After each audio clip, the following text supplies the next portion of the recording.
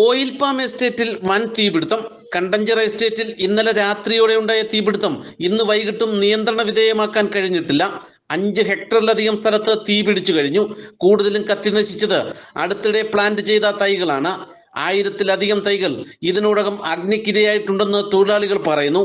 കടയ്ക്കൽ, പുനലൂർ എന്നിവിടങ്ങളിൽ നിന്നും നിരവധി ഫയർഫോഴ്സ് യൂണിറ്റുകൾ എത്തിയാണ് തീ അണയ്ക്കാനുള്ള ശ്രമം തുടരുന്നത്.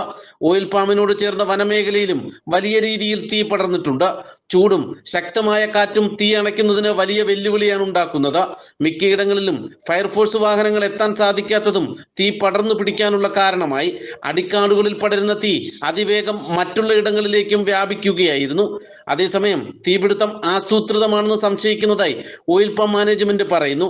ഒരു ഭാഗത്ത് തൊഴിലാളികളും ഫയർഫോഴ്സും തീ അണയ്ക്കാൻ തീവ്ര ശ്രമം നടത്തുമ്പോൾ മറ്റു പലയിടങ്ങളിലും ഒരുപോലെ തീപിടിക്കുന്നതാണ് സംശയത്തിനിടയാക്കിയിരിക്കുന്നത്.